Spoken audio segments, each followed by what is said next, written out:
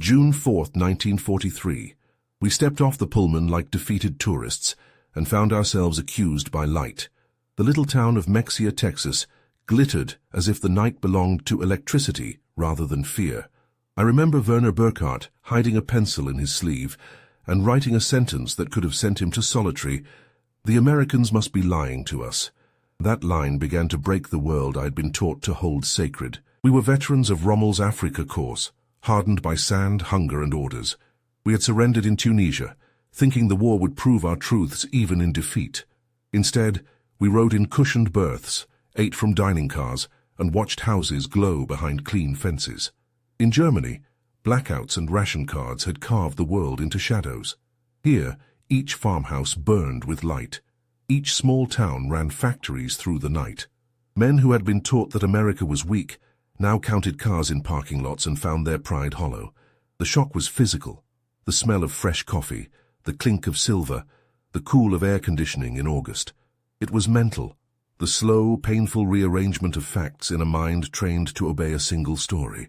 It was moral, to see enemies hand out medicine, to watch surgeons use penicillin freely, to accept a Christmas parcel from strangers whose sons were shot at by our comrades. Shame arrived like a cold tide. Wonder followed. This is not a story of propaganda or easy conversion. It is the private collapse of certainty, the small humiliations that remake men. We will follow these prisoners as they move from ports to trains, from factories to farms, watching an economy that can outwork and outfeed a war machine. Each fact, each kindness, is a chisel at the statue of belief. By the time they return home, some will carry tools, textbooks, and new ideas instead of rifles. Stay with this journey. Watch how defeat became a classroom, and how the evidence of abundance began to teach the vanquished what their leaders could not, that a nation's true strength can be its willingness to feed, heal, and teach an enemy. June 4, 1943. We stepped from a Pullman car into a Texas night that did not know how to hide. The lamps on porches and in shop windows burned without shame. Street after street glowed as if the dark were a thing to be owned, not feared. I held a pencil so tightly my knuckles hurt, and wrote in a diary I kept hidden beneath my shirt. The words trembled. "The Americans must be lying to us." That thought was both a shield and a spark. It kept me safe from admitting what I felt, and it started a fire in my head. We were men who had been taught to measure a nation by its scarcity and by the discipline with which it hid that scarcity. In Germany, blackouts had been law since 1940. Rural farms lived by kerosene and coal stoves. We wore uniforms that promised order and scarcity as virtue.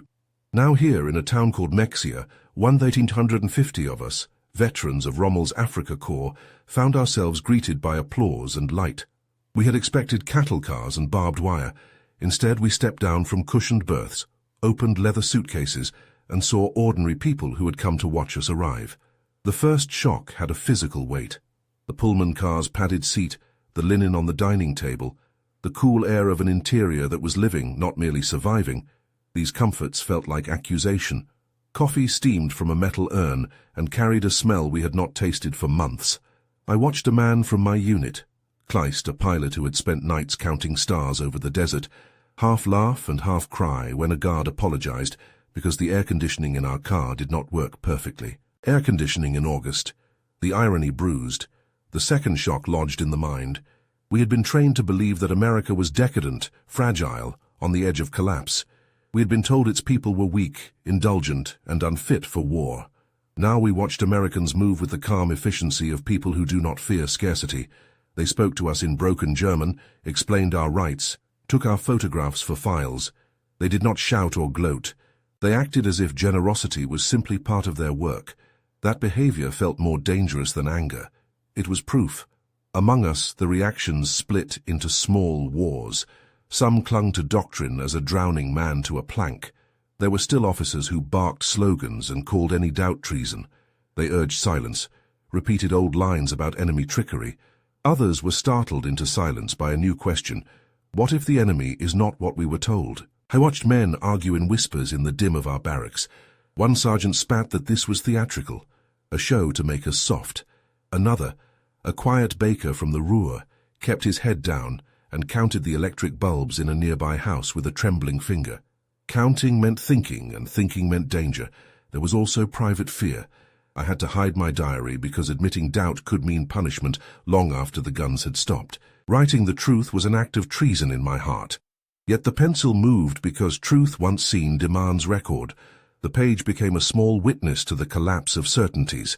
Each sentence was a confession, to longing, to shame, to the absurd pleasure of warmth and light. I wrote not to justify, but to survive the feeling that my world had been a lie. Outside the camp, civilians watched us with a curiosity mixed with kindness. Children pressed against railings to look at our uniforms. Women in aprons stood at the platform and smiled. No one spat. No one pointed as if we were animals. There was an awkwardness to their welcome that unsettled us. Their hospitality carried no triumph. It was offered as if we were lost men who needed direction, not as enemies to be humiliated. That distinction cut deeper than any insult. It forced a new thought. These people were confident enough to treat us with dignity because they believed in something stronger than hatred. The absurd details accumulated and became proof. I had grown up believing a Volkswagen would be the common man's car. In reality, fewer than 1,000 had been delivered to civilians. At home, private automobile ownership had been a symbol of status and party favor. Here, ordinary workers drove to factories in their own cars. In Roanoke, a railway crew performed in 30 minutes what in Germany would have taken 2 hours. An electrical engineer among us did a rough count and whispered the numbers. A single yard used in an hour more electricity than his whole district in Berlin used in a day. He said it as if the numbers were a kind of blasphemy. The most destructive evidence was not only appliances and trains and lights, it was the casualness of abundance. A man from my unit, a Feldwebel who had worked factories before the war, told me later how he had seen food thrown away on ships. He could not understand why a sailor would discard a whole loaf of bread or pour out milk. I remember the first time I saw this myself.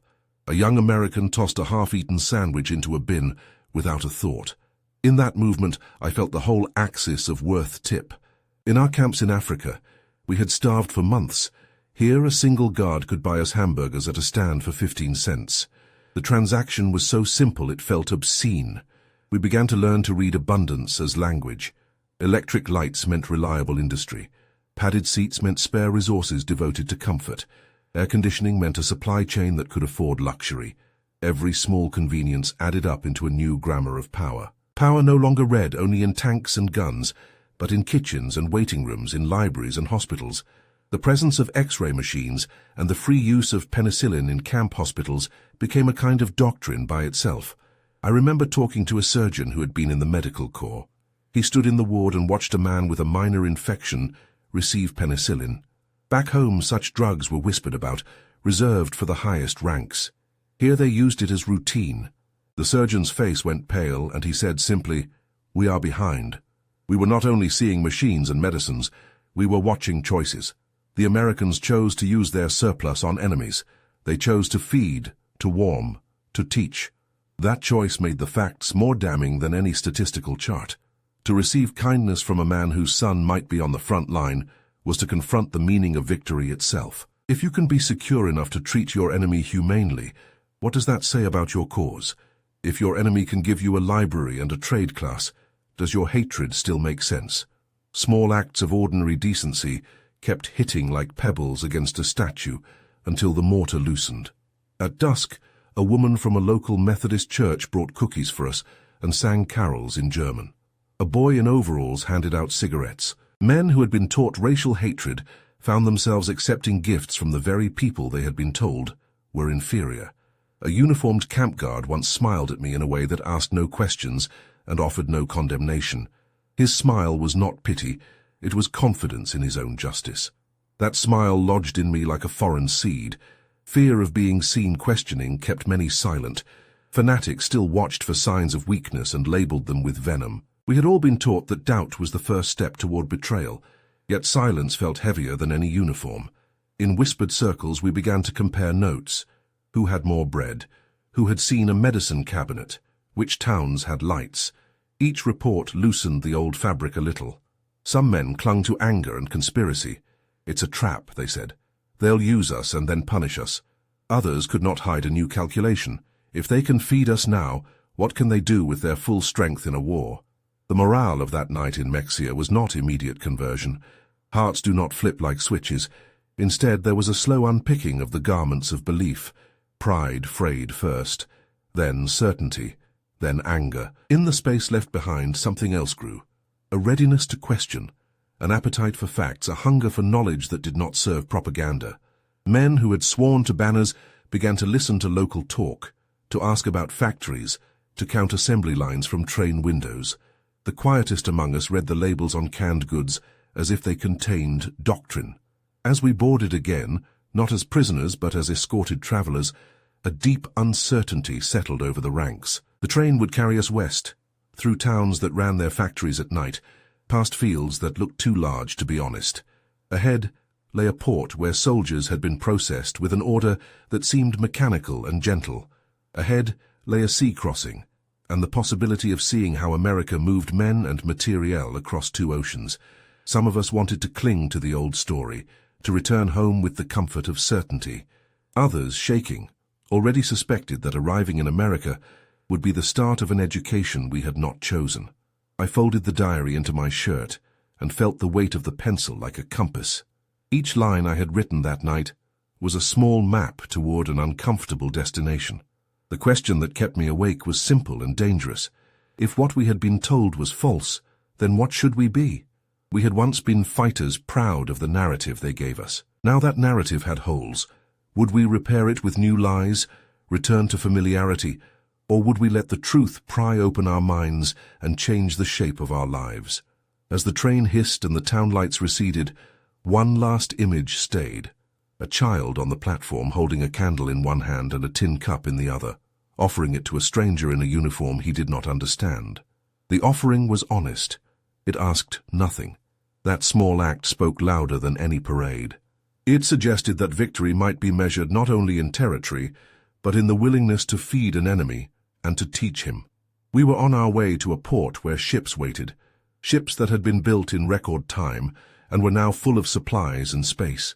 What would those ships teach us on the long crossing? Would waste aboard be as instructive as welcome on land? The answers loomed like the Atlantic itself, wide, cold, and impossible to ignore. June 13th, 1943. We had surrendered in the dust and heat of Tunisia, but it was in Oran that the first real lesson began. The victors do not always look like victors. We arrived in rows, sunburned and suspicious, expecting the contempt we had been taught to expect. Instead, American order met us like a machine that had been tuned for months. Pens to sign, cameras to photograph, medical tents where men in crisp uniforms spoke German and explained our rights under the Geneva Convention. They moved through us with an efficiency that felt rehearsed and calm. That calm was the first crack. We had been trained to smell trickery. When an American steward placed a slice of white bread and a steaming cup of coffee before us, the mouth wanted to accept, but the mind resisted. Hans Möller, who wrote honestly to his mother 8 months later, said in the camp that he had eaten better in Oran than in 6 months of desert fighting. We laughed at first, thinking it a staged scene for cameras, but the second meal came the same way, and the third. The food was not a spectacle, it was the rule. That realization moved slower than hunger, but was more wounding. If abundant food was routine, then the enemy's capacity had been mismeasured in our own heads. The ships waiting in Oran told the rest of the story. They were not proud war trophies. They were tools built at a tempo that would have sounded like madness back home. The SS Robert E. Peary had been built in 4 days and 15 hours at the Kaiser shipyards in Richmond. That fact alone rearranged belief. I had never seen a factory crank out that much of anything in such a small time. The men on the docks explained how components for a single Liberty ship came from dozens of factories, spread through 32 states. Engines were assembled from cylinders made in 3 different plants. It was a web of production so broad that it could absorb shock and keep moving. We were not just looking at ships, we were looking at a nation welded together by supply. Boarding the Liberty, the hold smelled of tar and sound and new metal. The trip across the Atlantic would be 2 weeks that changed more minds than any lecture. At sea, the theater of contrast was violent and intimate. The ship's galley produced far more than we could eat. Lieutenant Kurt Zimmermann later wrote about seeing sailors toss away whole loaves of bread and pour out milk without a glance. He said they did it as if the waste meant nothing. To us, who had learned to ration each crumb. The casual disposal was not cruelty but a demonstration. Abundance made their indifference possible. Watching a man throw away food is like watching someone snap a chain you thought held you. You feel smaller and oddly exposed. The behavior of the sailors did not feel hostile. It felt indifferent in the most costly way. Indifference in a man who is secure can be more shaming than cruelty from one who hates you. It says your hunger is not worth governing. It says the world can be comfortable and still feed you. Our arguments in the berths became quieter. "It's a trick," the officers said. "They will starve us later." Others listened and did not retort. Suspicion could not explain everything we saw. The mind that had been made to count losses now had to add new numbers. Ships built in days, tons of food aboard, engines made by networks of factories. Facts do not care if you are ready to accept them. There were other lessons on board that read like small, sharp facts. An engine room worker told us how many parts went into a single machine. A petty officer explained that these ships had been designed to be put together like houses, sections built in separate yards and then welded in place. It sounded like talking about a car in a way I could understand. Imagine if every part of your car came from a different small shop, but the whole country knew how to fit them together. The thought is familiar in our own lives. Most of us today rely on complex supply chains for the coffee in our mugs and the lights in our rooms. But for us then, the lesson was existential. Where we had seen only scarcity, they had created abundance through organization. The crossing also gave time for private questions to surface. In the dim of the bunks, men compared notes. Who at home had a radio? Who had seen a working X-ray machine in a civilian hospital? We counted off the little privileges we had been denied. A steady supply of sugar, a full loaf of bread, a shoe that did not wear through in a week. Each small calculation weakened an old grammar of value. The presence of these comforts questioned not only military strength but moral narrative. We had been taught to despise the American system as corrupt and decadent, yet here was evidence that the system could both feed and fight. If you live with plenty today, think of the things you take for granted. A warm shower, an easy trip to the supermarket, a doctor who can order tests without thinking twice. For us on that voyage, each of those ordinary habits became an argument. A sailor tossing a sandwich into the bin was like a neighbor today, throwing out food from a fridge that is too full. It leaves a bitter taste in the mouth of someone who has been hungry. You may not notice these small acts of waste in your day, but imagine how they would land on someone who has been starving for months. The small cruelties of abundance teach lessons faster than any speech. There were micro-conflicts that made the trip taut. Some of the older officers watched every act through the lens of discipline and conspiracy. They forbade fraternizing, forcing silence on men who wanted to ask offhand questions. Others broke ranks, quietly, not defiantly, accepting a second helping, a newspaper, a cigarette from an American guard. These small acts were seismic. To accept a shared cigarette was not surrender. It was a recognition of common need, but it was also risky. In our world, anything that eased the distance from the party line could be called betrayal. So these small comforts had the power to fracture relationships within our own group. The social pressure to remain faithful to the old story kept some men rigid. For others, that pressure simply became intolerable. The ship itself was a moving classroom. A mechanic showed a map of where parts came from. An engineer compared production numbers to German factories and said quietly, "They will outlast any siege." The words were not boastful. They were a factual prediction.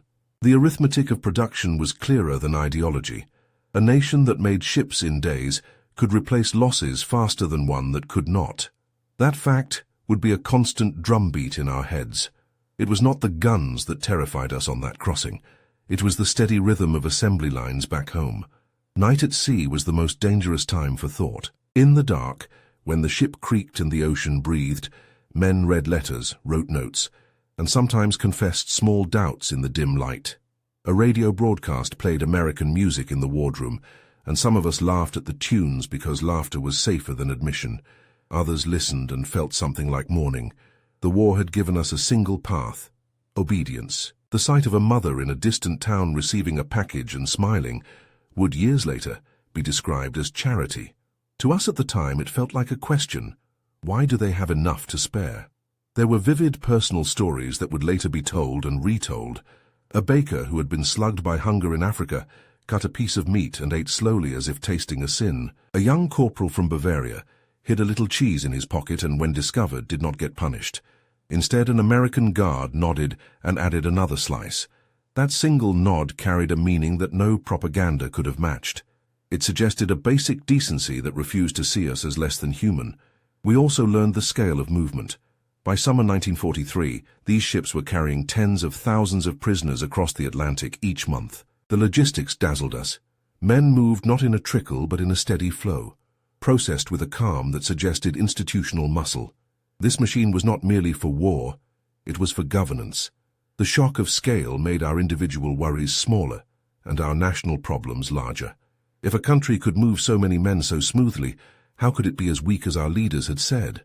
Still, the bigger question remained, were we being softened for a later betrayal? The suspicion did not disappear overnight. In corners of the ship, men whispered about hidden cameras and staged kindness.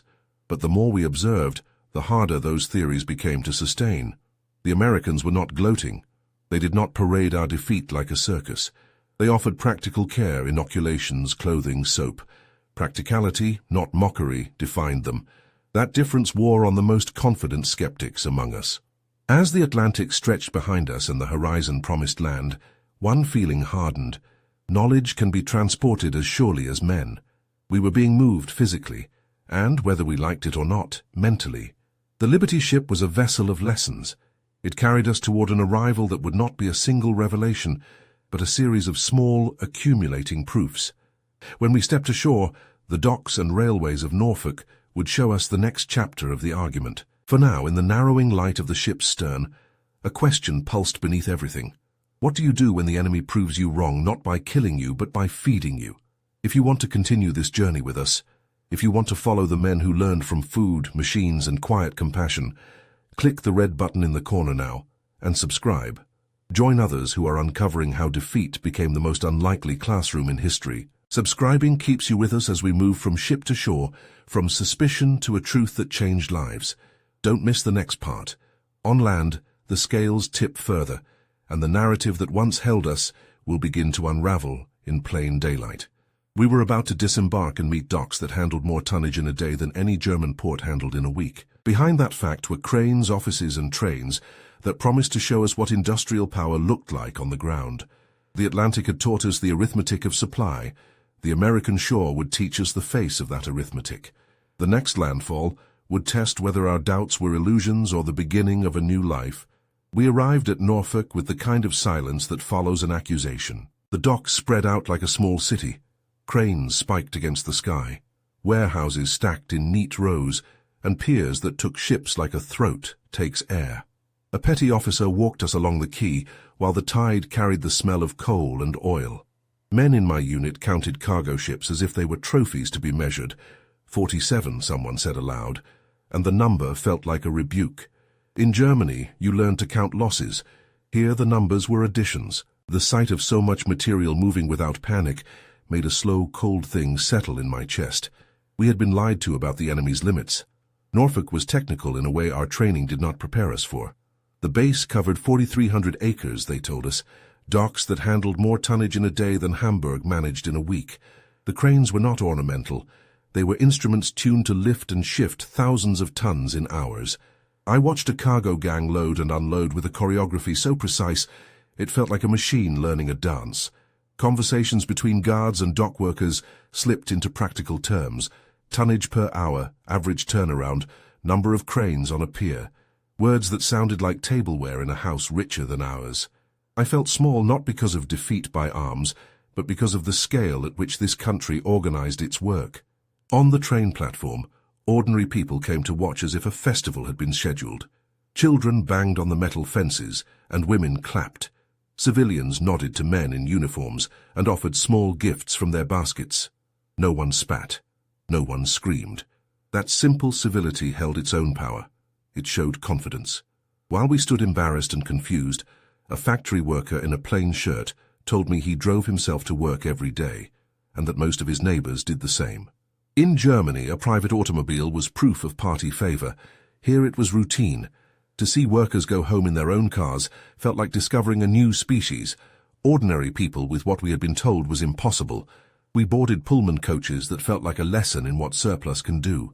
The cars had padded seats that folded into berths, windows that invited watching, dining cars with white tablecloths and real cutlery. One sergeant apologized that the air conditioning in our car was not working properly.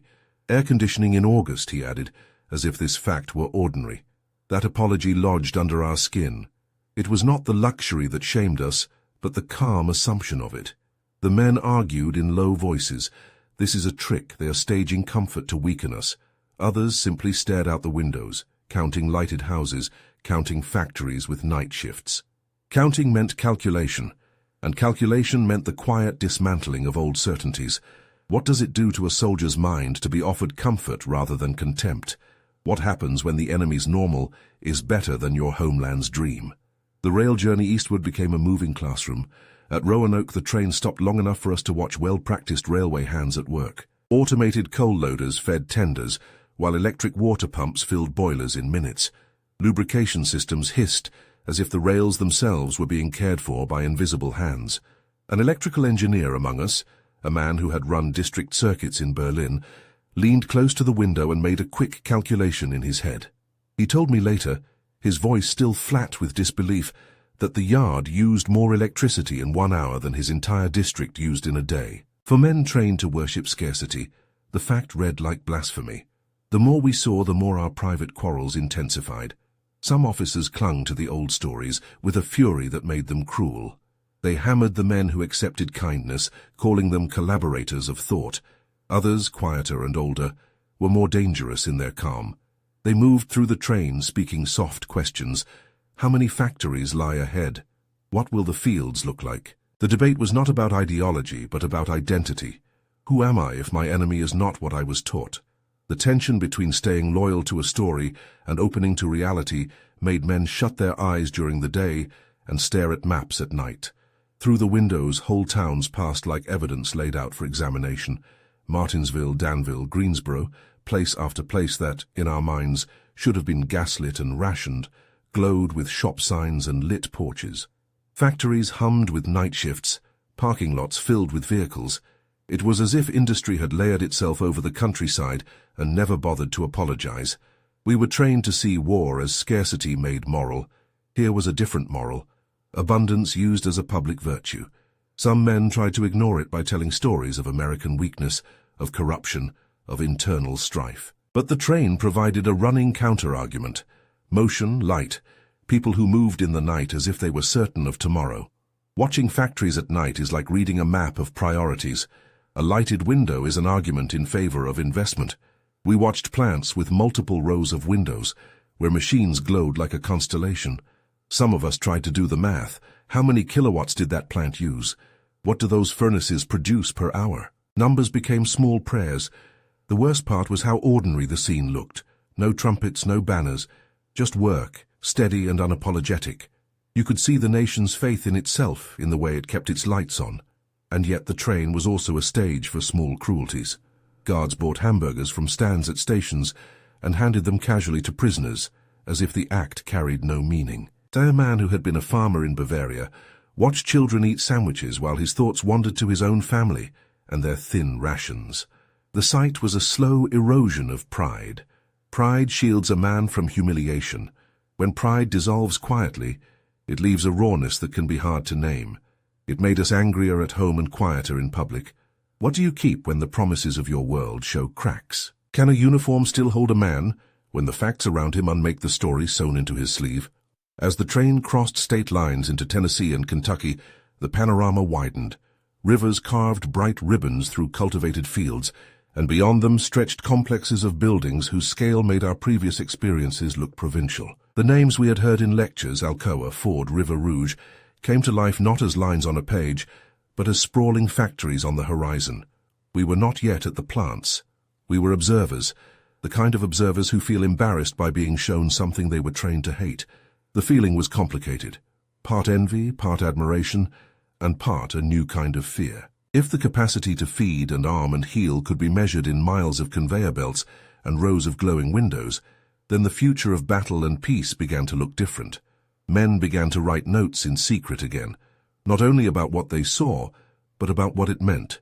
Some scribbled technical details, how many assembly jigs a plant could run, how many shifts a factory kept on the floor. Others wrote about the ordinary details that cut deepest: a mother with a stroller on a lit sidewalk, a man in work clothes reading a newspaper outside a diner, kids playing under lights.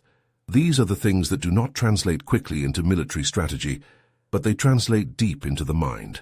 A society that can afford to let its children play at night is a society confident enough to win more than battles. The train slowed as dusk deepened, and our windows framed a world that made less sense the longer we looked at it.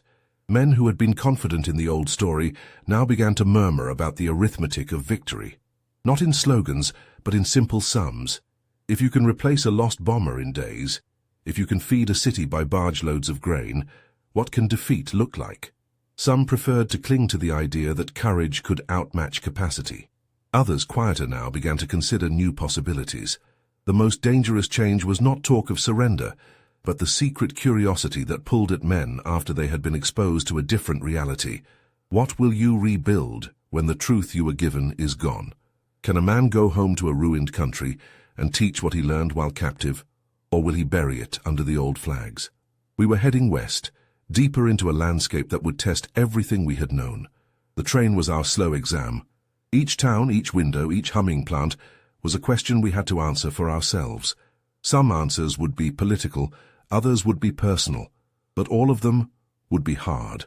Ahead lay the places where the machinery of production met the humanity of workers, and where camps would show not only machines, but medicine, education, and unexpected kindness. The truth was forming not in a speech, but in a succession of ordinary facts. The next part of our journey would not merely show us instruments of war, it would show us the hands that made them and the farms that fed them. If facts teach, then the ground ahead promised a full course. We rolled past Willow Run before any of us could understand what the sight meant. From the rail embankment, the plant looked like a city in itself, 6 miles of roofs and windows, cranes and assembly jigs moving like a living machine. I pressed my forehead to the glass and counted what I could.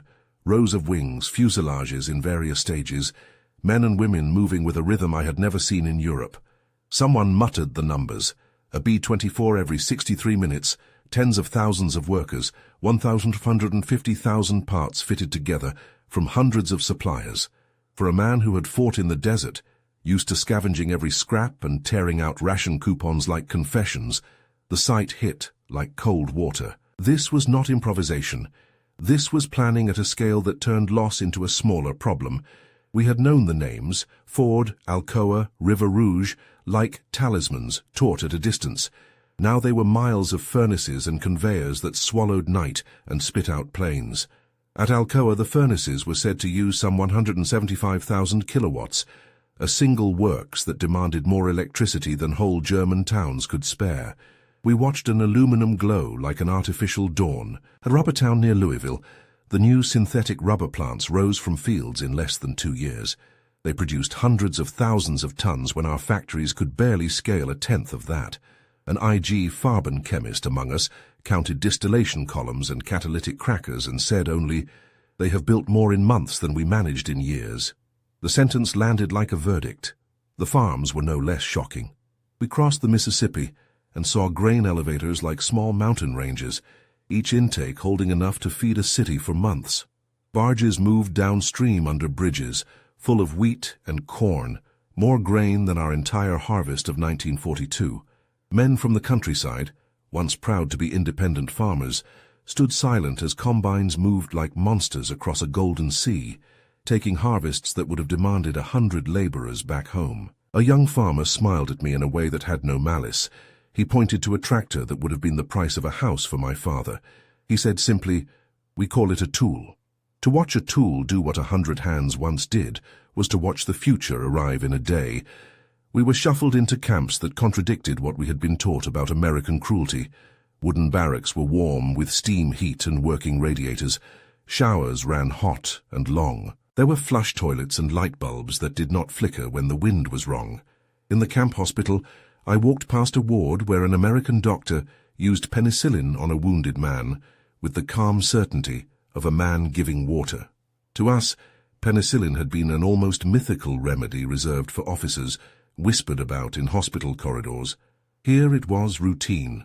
Dr. Friedrich Bauer, who had been a surgeon in our ranks, watched an operation and later wrote that the tools and X-ray machines were better than many civilian hospitals in Germany. He could not stop running his hands in disbelief. "They use it freely," he said. "They give their best to us." The sentence felt like both grace and accusation. The camp kitchens were like other worlds. Walk-in refrigerators, electric mixers, ranges that could feed thousands. These were not spectacular gimmicks. They were instruments of ordinary life. I stood at a counter and watched men in our group throw away bread because the regs demanded surplus be prepared to guarantee full rations. The first time a hotel chef among us cried while tossing loaves into a bin, it felt like sacrilege. Later, he would confess that the motion of throwing away perfectly good food was like throwing away a part of his past. How do you explain to a man who has fed his family on crumbs that the waste is not malice but a buffer, a safety margin built into a system that trusts its own abundance? Small humane acts undercut the old stories more than arguments. A local church choir sang Christmas carols in German. Women baked and sent cakes. Boy Scouts delivered handmade cards. 500,000 Christmas parcels arrived from civic groups and churches across the country. Cigarettes, chocolate, soap, games, small proofs that the people who sent them were not monsters. To be offered something from the hand of someone whose son might be in combat felt like facing a new ethic, victory paired with mercy. We had been taught hate, but charity spoke in a lower voice, and that voice stayed with some men long after they left the camp. Education became another instrument of change. Camp classrooms offered correspondence courses from the University of Chicago, vocational lessons, and English classes. We read books without censorship and produced camp newspapers like Der Ruf, where prisoners discussed not propaganda but reconstruction, democracy, and economics. Attendance swelled. Men who had been trained to recite doctrine began to ask about property law, about how an assembly line reduced costs, about how a farm cooperative could raise yields. The thirst for practical knowledge became almost contagious. A former crop worker sketched production flowcharts for an audience in a mess hall, and people leaned forward as if listening to salvation. Watching the newsreels of Normandy arrived like a shock no factory could explain away. The images of 6,000 ships, 11,000 aircraft, and the logistics that followed, artificial harbors, daily tonnage deliveries, showed not only bravery, but the arithmetic of organization. For months we had been seeing parts of that arithmetic in factories and farms. Now the whole plan was visible. The D-Day pictures were the final confirmation. Men in our camps who had been clinging to the hope that America was a paper tiger finally had to reconcile their feelings with evidence. That reconciliation was not always fast. It was a slow collapse of certainty that left some men angry and others reflective. Major Paul Newland, watching our discussions, called it ideological collapse syndrome. He noted that the loudest fanatics grew quiet when shown production statistics and the evidence we had seen with our own eyes. Work programs pulled many of us into American plants and fields. Geneva rules kept us from direct war production, but we were permitted to do tasks that freed Americans for war work. In canneries and soup plants, we saw automation that processed more food than entire factories back home had managed in months. At Higgins Boat in New Orleans, we handled steel destined for landing craft, 700 boats a month, built by 20,000 workers, including many women who did the heavy work of welding and crane operation. At Republic Steel in Ohio, we watched blast furnaces pour 10,000 tons of steel in a single day. A man who had supervised a German foundry before the war, Obergefreiter Paul Hartmann, said quietly, "They waste more steel in spillage than we could make." It was not sloppiness. It was scale so large that occasional loss was an accepted cost. As we worked, we saw the ordinary lives behind production. Women managed conveyors in canneries, and young men handled cranes. Old men and teenagers worked the packing lines. The social fabric surprised us. Italian POWs who cooperated were organized into service units, paid, and given freedoms denied to us. We watched ex-allies walk freely, earn money, and sometimes enter relationships. That treatment undercut the narrative of racial hierarchy we had been given. If the Americans could treat former enemies and allies without hatred, what did that say about the ideology that told us to hate? The harvest of 1944 was another lesson in arithmetic. In Kansas, single combines cut swathes that would have required 100 men. Aerial photographs showed thousands of square miles of grain. One American farmer's output could feed entire German provinces. In California's Central Valley orchards stretched further than the eye could see, and the industry threw away fruit to maintain prices. Perfect fruit plowed under because supply exceeded demand. We begged to send it home. Guards explained the economy. Destroying some produce kept markets stable.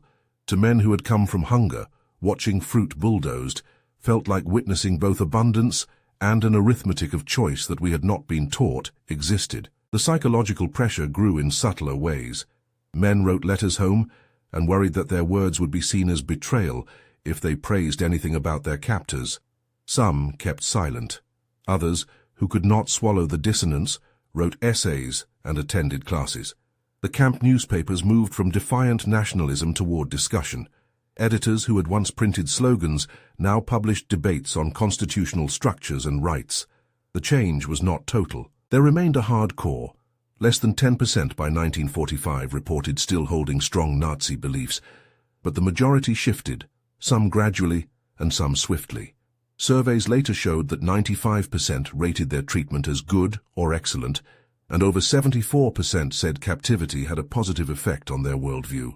For men who had come to spit at the name of America, those numbers felt like an indictment we could not easily answer. The hardest transformations were the personal ones. Men who had lost sons to bombing watched footage of liberated camps and refused initially to believe the evidence. When told of atrocities, their first instinct was to deny. But then testimonies arrived. Soldiers, photographs, and eventually letters from home that could no longer be explained as pure fabrication. The moral collapse that followed was profound. Men who had maintained a stubborn form of honor now had to reckon with crimes committed in the name of that honor. Some shut down. Others tried to atone. A surprising number, weakened by neither coercion nor promise, decided that rebuilding was the only moral choice left.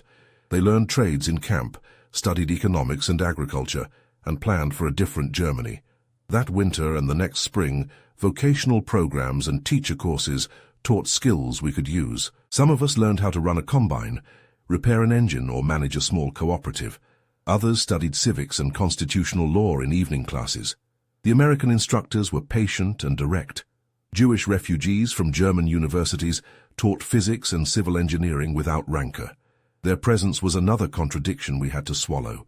Men expelled by our laws were teaching us, calmly and without triumph, the science they loved. One physicist among us, who had been conscripted from the Kaiser Wilhelm Institute, later said that attending lectures on atomic physics in camp revealed how far behind we had fallen. That knowledge did not merely shock, it reoriented hope toward reconstruction rather than revenge.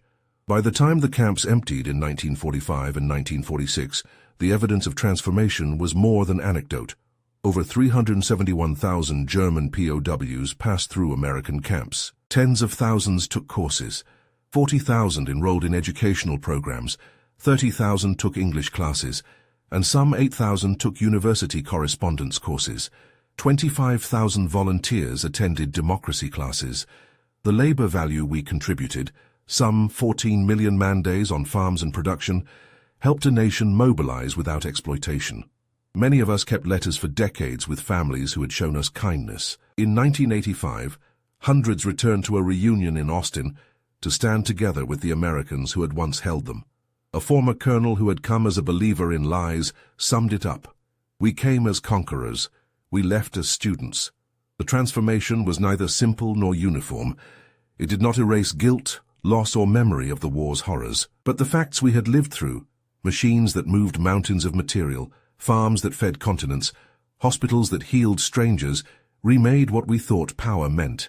It was no longer measured only in guns and territory, but in the capacity to build, feed, and teach. That lesson would follow men home and, in many cases, guide them into roles of reconstruction, diplomacy, and reform. The camp that had been intended as containment had, by its ordinary acts of abundance and compassion, become a strange school of democracy. We left with our uniforms folded and our minds unstitched, aware that the most durable victories might be those won by example, not by force. We left America with mixed hands and heavier minds. The ships that carried us home after 1945 were full of men who had been taught one story and had lived another. We came back to ruins and ration lines, to towns with roofs blown away and names on lists of the missing, yet we carried something no bomb could take, knowledge of another way to live. That knowledge did not arrive as a tidy conversion. It arrived as small, stubborn facts. Factories that ran at night, barns full of grain, hospitals that used penicillin without counting social rank, teachers who explained democracy without malice. Those facts changed us slowly, then finally. When we stepped onto American soil for the last time, the tally of our captivity was no abstract number. It was 371,683 men who had lived in U.S. camps. A tide of people moved, fed, clothed, educated, and eventually returned. We had worked in fields and mills, contributing some 14 million man-days of agricultural labor. We had run conveyors in canneries, sorted lumber, fixed machines. That labor helped keep a nation fed and mobilized, and it taught us skills that later fed families and towns back home. Thousands of us took courses. More than 40,000 enrolled in formal education, 30,000 studied English, about 8,000 took university correspondence lessons. 25,000 volunteered for lessons on democracy. These were not idle numbers. They were the bones of new lives. Most of us did not escape. Only 2,222 men tried to run away. Less than 1% of those held. The attempt rate, the records show, was 0.6%. Nearly all attempters were caught within a day. That is not evidence of contentment alone. It is a sober sign that the camps were managed with a degree of order and decency that made escape seem pointless. Surveys after the war reported that 95% of us rated our treatment as good or excellent. More than 74% said captivity had a positive effect on their thinking about the world. By 1945, fewer than 10% still clung to a hard core of Nazi belief. These statistics are blunt. They cannot capture the face of a man who held a book for the first time, the hand that learned to operate a combine, or the soldier who learned to listen to a lecture about a free press and was moved to tears. The changes reached beyond personal comfort and skills. We returned carrying ideas. Some men became teachers of new techniques in agriculture. Others entered politics and diplomacy. Names that would later appear in government and international bodies, men who had once been prisoners, used the education and contacts they had made in camp to help rebuild a democratic Germany. Hans Kroll, once a captive, later served as ambassador to the United States. Walter Hallstein, whose classes in camp preceded a career in European integration, became president of the European Commission. Edward Ackerman, who worked on agricultural reform, helped modernize methods back home. These were not miracles conjured by lectures alone. They were harvests from seeds planted in ordinary interactions, a well-run workshop, a respectful teacher, a library open to anyone who wanted to read. We had to confront the worst truths as well. Many of us denied reports of concentration camps at first. The human mind has a way of protecting itself from what it cannot bear. Some refused to believe that our regime could commit such crimes. Others, faced with newsreels and letters, could not ignore the evidence. The psychological cost was steep. Men who had worn uniforms now carried guilt that no medal could remove. Yet that confrontation also propelled moral change. When you see the reality of atrocity, you either harden or reform. A great number of us chose reform. Some of the most dedicated post-war Democrats were former prisoners who had seen with their own eyes the effects of hate and decided to oppose it. Practical help from America was part of a wider pattern of reconstruction. Vocational training in the camps taught trades that were urgently needed in a devastated country. We learned to repair engines, to manage cooperatives, to run irrigation systems, to plan distribution. Some of these lessons led directly to the Wirtschaftswunder, the West German economic miracle of the 1950s. The miracle did not spring from one place. It was a complex recovery fueled by American aid, by local initiative, by the skill of many hands. But the return of men who had been taught modern production methods, who had learned to trust the predictability of a market economy and the value of skilled labor, contributed to rebuilding factories and farms faster and with new ideas. The human bonds that formed in camp lasted. Thousands of us kept letters with American families. More than 12,000 maintained correspondence that sometimes lasted decades. About 5,000 former prisoners eventually emigrated to the United States after the war. Many more visited to see the places where they had learned new trades.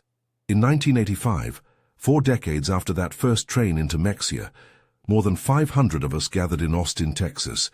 We sat in a hall with Americans who had once been our guards and our neighbors. The applause that night was not for European victory or American dominance. It was for a strange thing, proof that people could change. What should we feel when we remember those years? Shame, certainly, for what our country had done in its name. Grief for the lost and the broken, but also responsibility and hope. Responsibility to ensure that the lessons we learned by being defeated are not forgotten. Hope in the possibility that even hardened minds can change when shown a functioning alternative. We cannot erase what happened, but we can reflect honestly on how mercy, orderly institutions, free education, and abundant ordinary life can corrode an ideology built on fear and scarcity. If you are watching now, ask yourself a simple question. How would you react if you were a man taught a single story and then shown another? Would you harden? Would you learn? The men who changed did so not because of sermons, but because they witnessed systems that worked. Hospitals that healed without asking who you had been. Schools that taught facts rather than slogans. Neighbors who offered kindness without counting cost. That is a practical and moral lesson for our time. Demonstration is powerful. Hospitality is persuasive. Showing dignity can change enemies into collaborators for peace. We who were once called enemies learned that rebuilding requires more than machines and money.